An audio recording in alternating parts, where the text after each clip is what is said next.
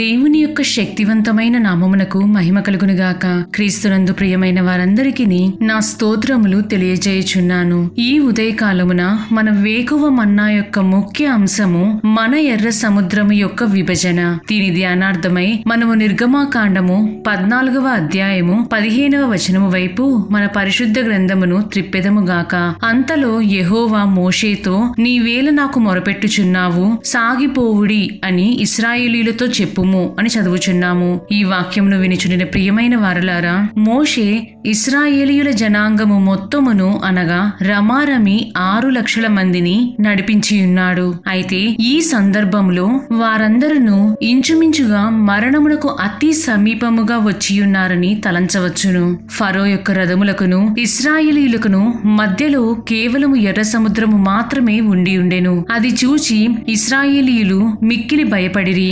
ఇంకను మనము నిర్గమాకాండము 14వ అధ్యాయము 11, 12 వచనములను క్లుప్తముగా గమనించినట్లయితే, ఐగుప్తులో సమాధులు లేవని ఈ అరణ్యంలో చచ్చుటకు మమ్మును రప్పించితివా అనియు, మేము ఈ అరణ్యమందు చచ్చుట కంటే ఐగుప్తీయులకు దాసులగుటయే మేలని ఇశ్రాయేలీయులు మోషేతో చెప్పియున్నట్లుగా చూడగలము. కొంతమంది పాత భక్తులు ఈ వచనములను ప్రభువైన యేసునకును మనకును సాదృశ్యముగా చెప్పుదురు. మోషే ఏ విధముగా ఇశ్రాయేలీయుల యొక్క సనువులను సహించి భరించి ఎర్ర సముద్రమును దాటించెనో, అదే విధముగా ప్రభువైన యేసు మన పాపములను శాపములను సహించి భరించి మన అతిక్రమములను ఆ కల్వారి శిలువలో మోసి మనకు నిత్య జీవమును అనుగ్రహించిరి. ప్రియమైన దేవుని జనమా, ఇశ్రాయేలీయులు ఏ విధముగా చివరకు గమ్యము లేని విధముగాను నిస్సహాయ స్థితిలో ఎర్ర సముద్రము దగ్గరకు వచ్చియున్నారో, అదే విధముగా దేవుడు మనలను కూడా ఒకానొక సమయములో మన జీవితములలో సైతం ఎర్ర సముద్రము వంటి పరిస్థితులకు అప్పగించుదురు. అది మనము పని చేయు స్థలములో ఇక విసిగిపోయి చేయలేని విధముగా మన స్థితి మారుట కావచ్చును. అది ఒక వివాహ బంధమునందు వచ్చు సరిచేయబడని లేదా విడిపోవు పరిస్థితులు కావచ్చును. మన అనారోగ్య పరిస్థితి కావచ్చును. లేక మనకున్న వదిలిపెట్టలేని వ్యసనములు కావచ్చును. మన ఒంటరితనము అయి ఉండవచ్చును. ఇంకను మనము వదిలిపెట్టలేని మన గర్వపు స్థితి కావచ్చును. అది ఏ స్థితి అయినప్పటికీ దేవుడు చెప్పు ఒకే ఒక మాట, ముందుకు సాగుము.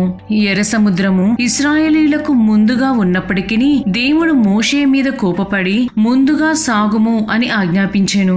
బహుశా మోషే మరియు ఇశ్రాయేలీయులు, దేవా, ముందు ఎర్ర సముద్రము ఉన్నది కదా అని ఏడ్చి ఉండవచ్చును. అయినప్పటికీ దేవుని యొక్క సమాధానము మాత్రము ముందుకు సాగుము. ప్రియమైన వారలారా, మనమైతే అక్షరానుసారమైన కనులతో మనము చూచు వాటి అందే విశ్వసించి దాని ద్వారా ప్రవర్తించెదము. కాని దేవాది దేవుడైన తండ్రి తప్ప వేరే ఆశ్రయము లేదు అన్న విధముగా దేవుడు మన స్థితిని మార్చుదురు. ఆయనకు దక్కవలసిన కీర్తియు మరియు మహిమను ప్రభువు ఎవ్వరికిని చెందనివ్వడు. మన జీవితములో మనము వెళ్ళుచున్న ఎర్ర సముద్రము వంటి పరిస్థితులలో ఈ లోకము వంటి ఫరో వైపు కాక దేవుని వైపు మాత్రమే చూచి ముందుకు సాగుటలో ఎంతో ధన్యత ఉంది. ప్రియులారా, మనము దేవుని వాగ్దానము వైపు చూచి విశ్వసించి ముందుకు సాగినప్పుడు మాత్రమే ఎర్ర సముద్రము వంటి సమస్యలు చీల్చబడి ఒక మార్గము ప్రభువుచే ఏర్పరచబడి మన జీవితములో అద్భుత కార్యములు జరుగును. అసలు మనము ముందుకు సాగనిదే లేదా అవిశ్వాసముతో ఉండి ఉన్నట్లయితే దేవుడు ఏ విధముగా మన జీవితములో అద్భుతములు చేయగలరు? ప్రియమైన దేవుని బిడ్డ, నీ మనస్సులోను నీ స్థితిలోను ప్రభువు పట్ల ఒక నిశ్చయత నీకుండవలెను. నీవు నీ జీవితములో నీ అంతట నీకై ఏ కార్యమును చేసుకొనలేవని జ్ఞాపకముంచుకొనుము. అలాగని మనుష్యుల మీద ఆధారపడుటను బట్టియు నీవు సహాయము పొందలేవు. మనము రాజైన దావీదు రాసిన కీర్తనల గ్రంథము 118వ అధ్యాయము 8, 9 వచనములను గమనించినట్లయితే, మనుష్యులను నమ్ముకొనుట కంటే యెహోవాను ఆశ్రయించుట మేలు, రాజులను నమ్ముకొనుట కంటే యెహోవాను ఆశ్రయించుట మేలు అని చదువుచున్నాము. కాబట్టి బహుశా నేడు నీవు ఎర్ర సముద్రము వంటి పరిస్థితులలో ఉండి ఉండవచ్చును. నిస్సహాయ స్థితిలో ఎటూ వెలుటకు మార్గము లేని విధముగా ఆ సందర్భము ఉండి ఉండవచ్చును. అయినప్పటికీ ప్రభువు నీ జీవితములో ఎర్ర సముద్రము వంటి నీ స్థితిని విభజించవలెనంటే ప్రభువు చెప్పిన విధముగా ముందుకు సాగుము. నీ ముందున్న ఎర్ర సముద్రమును ఆటంకముగా చూడకుండా ఆ స్వర్గ కణానును చూచి నీ యాత్రను జయముతో ముగించుటకు ప్రయాసపడము. ఆ విధముగా జీవించుటకు ఒక జయ జీవితము పొందుటకును ప్రభువే మనందరికీ సహాయము చేయుదురుగాక. దేవుడు మిమ్ములను మరియు మీ కుటుంబములను దీవించి కాచి కాపాడుదురుగాక. ఆమేన్.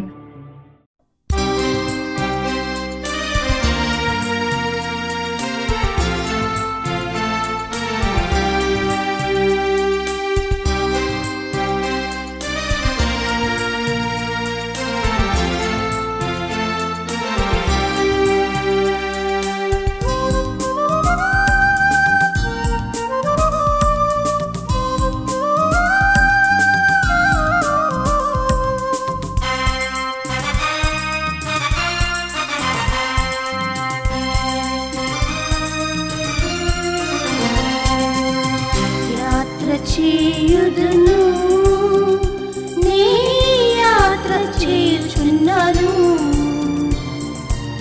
స్వర్గ కళను చూచి నేను యాత్ర చేయుచున్నాను.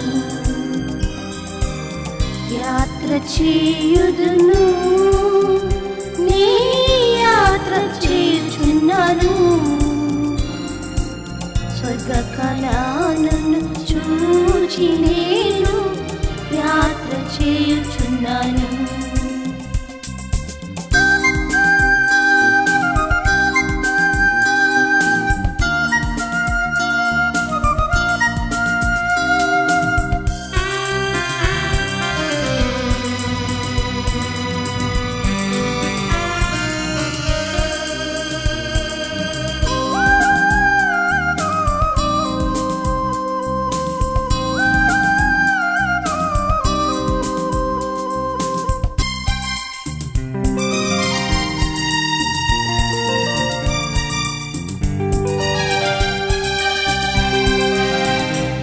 ధరణిలో పాపమునకు దాసుడనైతిని, నన్ను చూచి విమోచించితిరి కారుణ్యంతోనే. ఈ ధరణిలో పాపమునకు దాసుడనైతిని, నన్ను చూచి విమోచించిరి కారుణ్యంతోనే. అగ్ని మేఘ స్తంభముగా తోడై ఉన్నందున నాకు దిగులు భయమే లేదు ఈ యాత్రలో. అగ్ని మేఘ స్తంభముగా తోడై ఉన్నందున నాకు దిగులు భయమే లేదు ఈ యాత్రలో. యాత్ర చేయుదును నీ యాత్ర చేయుచున్నాను, స్వర్గ కణానును చూచి నేను యాత్ర చేయుచున్నాను, స్వర్గ కణానును చూచి నేను యాత్ర చేయుచున్నాను.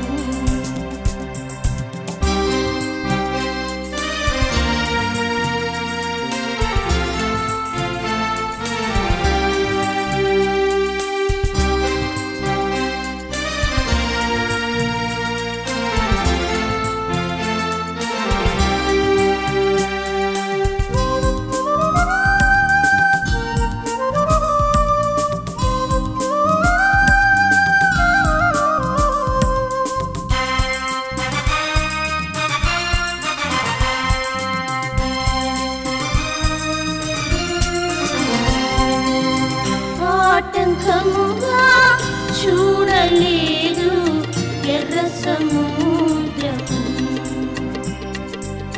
బాప్తిస్మములో క్రీస్తుతోనే చేరియుంటిని. ఆటంకముగా చూడలేదు ఎర్ర సముద్రము,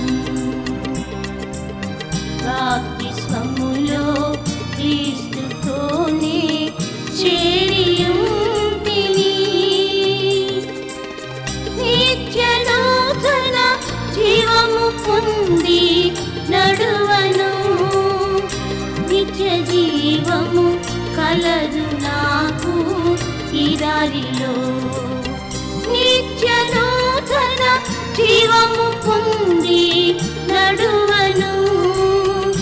నిత్య జీవము కలదు నాకు ఈ దారిలో యాత్ర చేయుదును. నీ యాత్ర చేయుచున్నాను. స్వర్గ కణానును చూచి నేను యాత్ర చేయుచున్నాను. స్వర్గ కణానును చూచి నేను యాత్ర చేయుచున్నాను.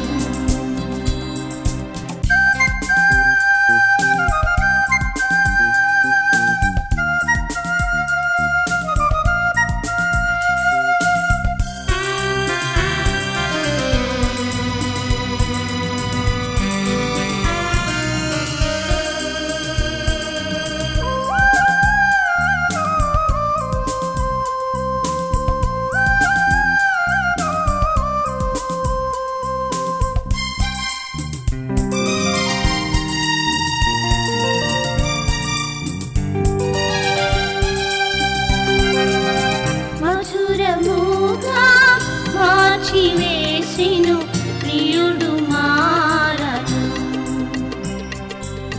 రోగమంతా బాగు చేసి సౌఖ్యమిచ్చిరి. మధురముగా మార్చివేసిను ప్రియుడు మారను. రోగమంతా బాగు చేసి సౌఖ్యమిచ్చిరి. ఈ ఎడారిలో క్షీణించాక పరుగిడన్ జీవమన్నా ఇచ్చి పుష్టిగా చేయును. ఈ ఎడారిలో క్షీణించాక పరుగిడన్ జీవమన్నా ఇచ్చి పుష్టిగా చేయును. యాత్ర చేయుదును. నే యాత్ర చేయుచున్నాను. స్వర్గ కణానును చూచి నేను యాత్ర చేయుచున్నాను. స్వర్గ కణానును చూచి నేను యాత్ర చేయుచున్నాను.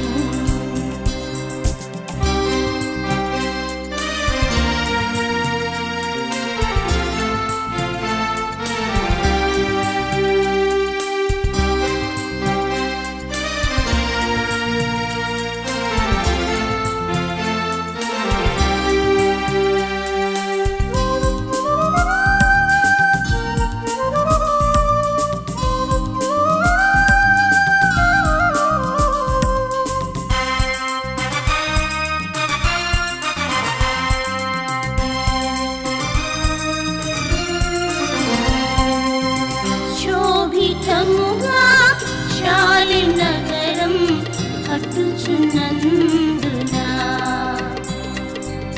త్యజించెదను మాయలోక మహిమనందినం.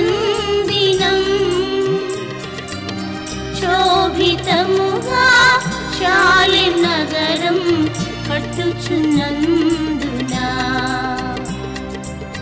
త్యజించెదను మాయలోక మహిమలందినం. పూరధ్వనితో యేసు ప్రభువు కీర్తించును. దినక్షణము ఆకాశం చేరి ఉల్లసించును. పూరధ్వనితో యేసు ప్రభువు కీర్తించును. దినక్షణము ఆకాశం చేరి ఉల్లసించును. యాత్ర చేయుదును. నే యాత్ర చేయుచున్నాను. స్వర్గ కణానును చూచి నేను యాత్ర చేయుచున్నాను. స్వర్గ కణానును చూచి